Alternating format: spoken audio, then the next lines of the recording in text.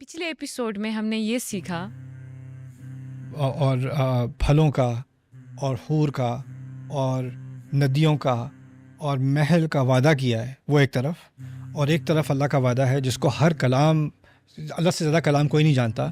اس نے اپنی تمام بیان اور کلام کو جاننے کے بعد ہم سے کہا تیرا اجر میرے اوپر ہے، میں دیکھ لوں گا اسے. ان میں سے کیا اعظم ہے؟ اس میں عظیم تر کیا ہے؟ دوسرا والا. وہ تو اتنا عظیم یعنی ریوارڈ ہے، اجر ہے، جو کہ انسان کے الفاظ میں بھی نہیں سمایا جا رہا تھا.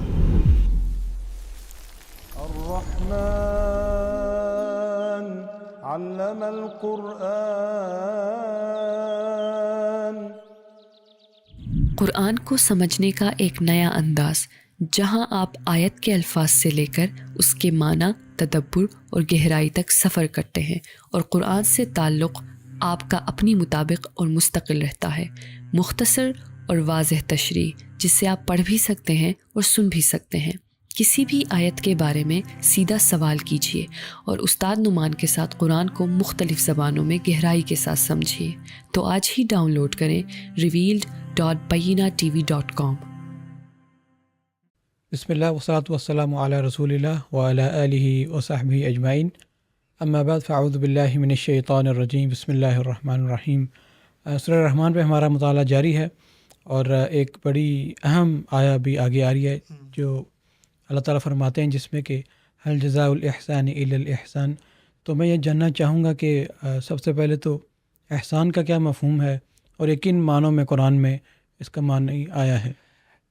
پہلی بات تو اردو بولنے والوں کے لیے کلیئر کر دیں. احسان کا لفظ اردو میں جس معنی میں آتا ہے اس کے مفہوم میں اور عربی کے مفہوم میں فرق ہے. اردو کے بہت سارے الفاظ ہم عربی میں استعمال کرتے ہیں، عربی کے بہت سارے الفاظ، بلکہ الٹا ہے، عربی کے بہت سارے الفاظ ہم اردو میں استعمال کرتے ہیں، لیکن جب لفظ ایک ہی ہو اور وہ ایک زبان سے دوسری زبان پہ جائے تو کبھی کبھی اس کے معنی میں فرق آ جاتا ہے. تو ہمیں یہ غلط فہمی نہیں ہونی چاہیے کہ جب میں قرآن سنتا ہوں تو بہت سارے ایسے الفاظ جن سے میں پہلے ہی واقف ہوں اردو کی واقفیت کی وجہ سے، تو مجھے قرآن کسی حد تک سمجھ میں آ رہا ہے. وہ شاید بات بہت کم حد تک ٹھیک ہے، لیکن اس میں غلطی کا امکان بھی بہت زیادہ ہے. احسان اس کی ایک مثال ہے. میں نے آپ پہ بڑا احسان کیا، آپ نے مجھ پہ بڑا احسان کیا. یعنی وہ ایسی چیز جو میں اس کا مستحق نہیں تھا اور آپ نے وہ میرے لیے کی. فیور جیسے کہتے ہیں نا، انہوں نے میرے ساتھ احسان کیا ہے. آپ کا بڑا احسان ہوگا اگر آپ یہ کر دیں گے. یعنی آپ کو کرنے کی ضرورت نہیں ہے، لیکن آپ پھر بھی اپنے فضل و کرم سے میرے لیے کچھ مزید کر رہے ہیں. رائٹ. احسان عربی میں احسنہ کے لغوی معنی پہلے تو ہیں کسی کے ساتھ بہترین سلوک کرنا. احسنہ الیہ، اس نے اس کے ساتھ بہترین سلوک کیا. احسن فی عملہ، یعنی اس نے عمل جو کام کیا بہترین طریقے سے کیا. کوئی امپلائی ہے، اس نے اپنا کام بہترین طریقے سے کیا. کوئی کاریگر ہے، اس نے اپنا فن بہترین طریقے سے مکمل کیا، پروجیکٹ مکمل کیا، اس نے احسان دکھایا. احسان کا تعلق حسن سے ہے، یعنی اس نے کام خوبصورتی سے کیا، بہترین کیا اور خوبصورتی سے کیا. اللہ تعالیٰ نے ان الفاظ کو لے کر قارون کو نصیحت دلوائی اپنی قوم سے، اس کی قوم سے، وَأَحْسِن كَمَا أَحْسَنَ اللَّهُ إِلَيْكَ. تم بہترین کرو جیسے کہ اللہ تعالیٰ نے تمہارے ساتھ بہترین کیا ہے، اور تم لوگوں کے ساتھ اچھا کرو جیسے اللہ تعالیٰ نے تمہارے ساتھ اچھا کیا ہے، اور تم لوگوں کے ساتھ خوبصورتی سے پیش آؤ جیسے اللہ تعالیٰ تمہارے ساتھ خوبصورتی کے ساتھ پیش آیا ہے. تو احسان میں یہ تمام معنی ہیں، اور احسان میں جس کو ہم کہتے ہیں نا ایکسلنس یا بہترین پرفارمنس، اس کا مفہوم زیادہ ہے. اسی لیے اسلام کے جو درجے ہیں، اسلام، ایمان اور پھر احسان، جو بہترین اعلیٰ ترین درجہ ہے جس میں اسلام کا حسن سامنے آتا ہے، وہ احسان ہے. اب یہاں پر هل جزاء الاحسان الا الاحسان کا غلط ترجمہ ہوگا احسان کا بدلہ تو احسان ہی ہوگا.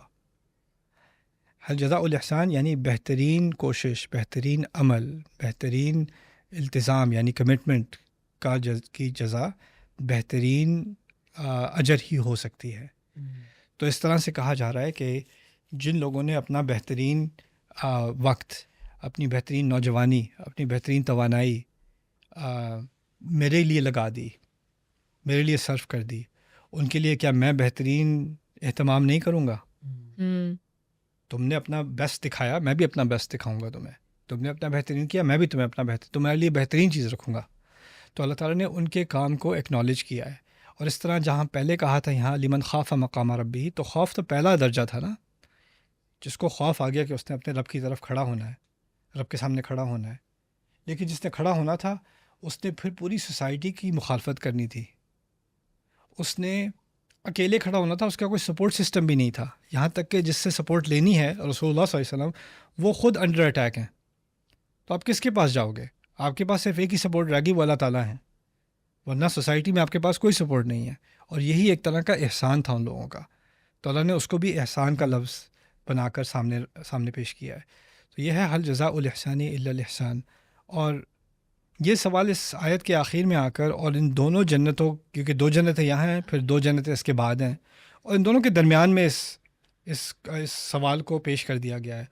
اور میرے نزدیک اس کو درمیان میں رکھنے کی ایک خوبصورت وجہ یہ بھی ہو سکتی ہے کہ یہ تو پہلی جنت کا کلائمیکس ہے. یعنی یہ سب بتانے کے بعد کہا، دیکھا اتنی بہترین کوششوں کی جزا اتنی بہترین چیز ہو سکتی ہے نا. اور یہ اگلی جنتوں کا تعارف بھی ہو سکتا ہے. بہترین کے بدلے میں تمہیں بہترین ہی ملے گا نا. اب دیکھو اس کے علاوہ 2 اور بھی ہیں. تو ایک تسلسل ہو گیا کلام کا کہ ہم اللہ تعالیٰ کے ساتھ جو کر رہے ہیں، تو ہماری بہترین کوشش کیا مقابلہ ہے. میں بہترین نماز بھی پڑھ لوں اور اللہ اس کا بہترین اجر دے، تو اللہ تو اس کا کم ترین اجر بھی دے، تو وہ بھی میری بہترین نماز سے کہیں زیادہ ہے. بالکل. رائٹ. تو کیا تقابل ہے میرے احسان اور اللہ کے احسان میں؟ اس میں تو سوال ہی پیدا نہیں ہوتا. میرا احسان تو بہت حقیر سی چیز ہے. میرا بہترین عمل، میری ایکسلنس ایک بہت حقیر سی چیز ہے.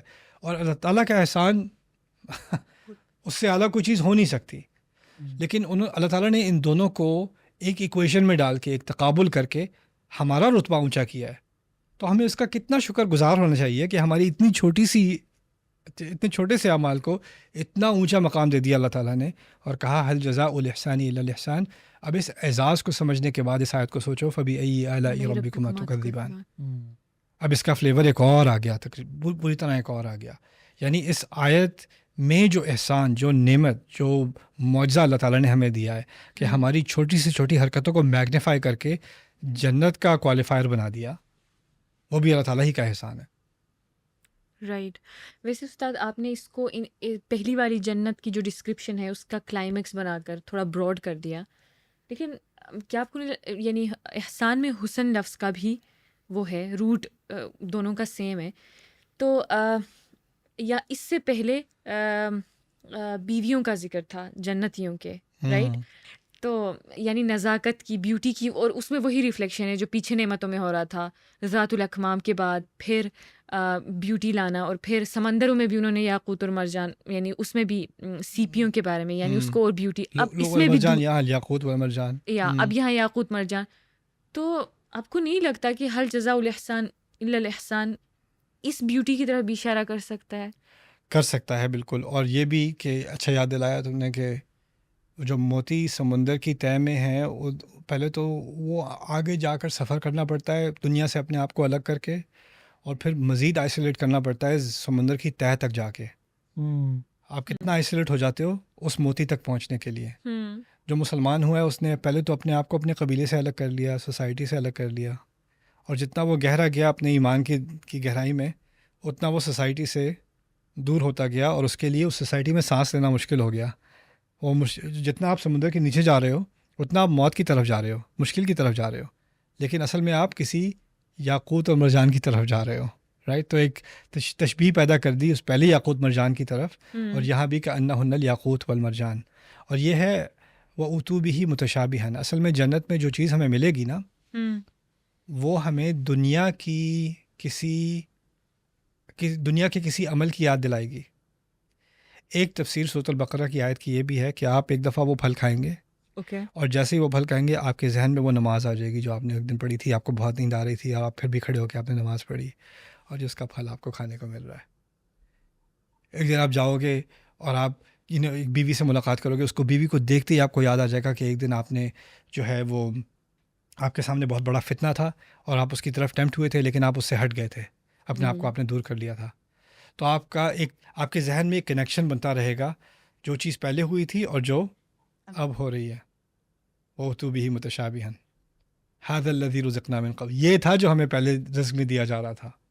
تو یہ یاقوت مرجان کی جو ڈسکرپشن ہے ان بیویوں کی، اس میں ایک اور چیز بھی بہت اہم ہے. یاقوت اور مرجان جس کو ڈسکور کرتا ہے نا، وہ اکیلا ہی ڈسکور کرتا ہے. ڈائیور جو ہوتا ہے، غوطہ لگانے والا، وہ اکیلا ہی اس کا ایکسپیرینس صرف اسی کو ہوتا ہے کہ اسی نے وہ محنت کی ہوتی ہے اور وہ پھر اس نے نکالا ہوتا ہے شروع میں نا. تو یہ ایک اس کی ایکسکلوسیوٹی ہے اس کی اور اس کی بیوی کے درمیان، پرائیویسی ہے اس کی، ٹھیک ہے. اور وہ ایک چھپی ہوئی چیز، چھپا ہوا خزانہ ہوتی ہے وہ، رائٹ. اور خزانے کو دنیا نہیں جانتی، وہ صرف ڈائیور اس وقت جانتا ہے. لم یطمثہن انس قبلہم ولا جان، رائٹ. اچھا، اب یاقوت مرجان میں ایک اور چیز بھی ہے کہ وہ بدلتے نہیں ہیں، ان پہ جو ہے وہ زنگ نہیں لگتا، ان کا رنگ نہیں بدلتا، اور ان کی ویلیو ٹائم کے ساتھ بڑھتی جاتی ہے، کم نہیں ہوتی. یاقوت اور مرجان کی اس طرح قسم کے ہیروں کی ویلیو کم نہیں ہوتی، بڑھتی چلی جاتی ہے اوور ٹائم.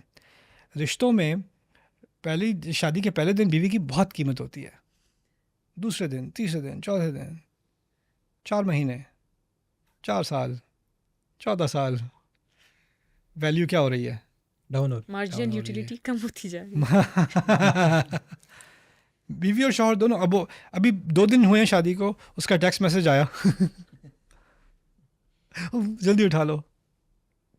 14 سال ہو گئے، اس کا ٹیکسٹ میسج آیا، ان الذین اذا اصابتهم مصیبہ قالوا انا للہ وانا الیہ راجعون اولئک علیہم صلوات من ربہم ورحمہ. فلیور بدل جاتا ہے شادی کا. اگر یہ یاقوت مرجان ہیں تو ان کی اپریشیشن، ان کی ویلیو آپ کے نزدیک ایک تو وہ کانسٹنٹ رہے گی اور دوسرا بڑھتی چلی جائے گی. اور یہ چیز دنیا کے رشتوں میں ناممکن ہے. دنیا کے سب سے گہرے رشتوں میں، ماں اور بیٹے کا رشتہ، اولاد کا اور ماں باپ کا رشتہ، جب بچہ چھوٹا ہوتا ہے تو ماں پہ لپک کے، باپ پہ لپک کے نہیں جاؤ نہیں جاؤ نہیں جاؤ. جب آپ 18 سال کے ہو جاتے ہیں تو آپ کیا باپ کو گلے لگا کے کہتے ہیں نہیں جائیں آفس؟ وہ اب سیشن ختم ہو گئی. اب تو بیٹا کہتا ہے بابا میں جاؤں، میں جاؤں، اچھا میں جا سکتا ہوں، نہیں میرے ساتھ بیٹھ کے کھا لو، اچھا آپ جا سکتا ہوں، اچھا آپ جا سکتا ہوں. اب تو وہ اسکیپ کر رہا ہے. تو وہ جو ایک کیمسٹری تھی اس ریلیشن شپ کی، وہ ہوتے ہوتے ہوتے ہوتے بالکل بدل گئی. ایک بچے کو نیند نہیں آتی جب تک وہ گود میں نہ آئے، اس کو چین نہیں آتا جو اس کو کہانی نہ سناؤ. اب اس کو چین اس وقت آتا ہے، اچھا پاپا آپ اجازت دیں، کافی لمبی بات ہو گئی. اپوزٹ ہو جاتا ہے نا. تو یہی چیز شادی کے رشتے میں ہوتی ہے، یہی چیز بہن بھائی کے رشتے میں ہوتی ہے. لیکن یہاں پر اس شادی کے رشتے میں اللہ تعالیٰ نے اس کو یاقوت اور مرجان سے تشبیہ کر کے ایک اس کے دوام کی بات کر دی. کیونکہ شادی، عام لوگ جو ہے نا شادی میں وہ خوش نہیں ہوتے. شادی وہ ایک شروع میں خوشی کی چیز ہوتی ہے، بعد میں برداشت کرنے والی چیز بن جاتی ہے بہت سارے لوگوں کے لیے. تو اگر آپ ان کو صرف کہیں کہ وہاں پر تمہارے لیے بیویاں ہوں گی، تو آدمی کے دماغ میں اچھا چلو ہوں گی، وہ پتہ ہے شروع کیسے ہوگا اور ختم کیسے ہوگا، وہ پھر وہ بھی پتہ ہے ہمیں. یہاں کأنہن الیاقوت والمرجان سے اس کی شروعات کی خوبصورتی تھی قاصرات الطرف میں، اور اس کی لانگ ٹرم خوبصورتی ہے کأنہن الیاقوت والمرجان میں. اگلی قسط میں ہم انشاءاللہ سیکھنے جا رہے ہیں. یہ کسی صاحب سے ملاقات ہوئی، طواف کے دوران سعودی تھے، تو ان کی فیملی میرے لیکچرز سنتی ہوتی ہے. تو انہوں نے کہا ہمارے گھر آ جاؤ تم. میں کہا چلیں چلتے ہیں. کہتے میرے خیمے میں آنا، میرے گھر کے پیچھے خیمہ ہے. میں نے کہا اوکے خیمہ ہوگا. مجھے کیا پتا تھا خیمہ کیا، مجھے تو ٹینٹ میں یا کیمپنگ میں خیمے کا پتہ ہوتا ہے، رائٹ.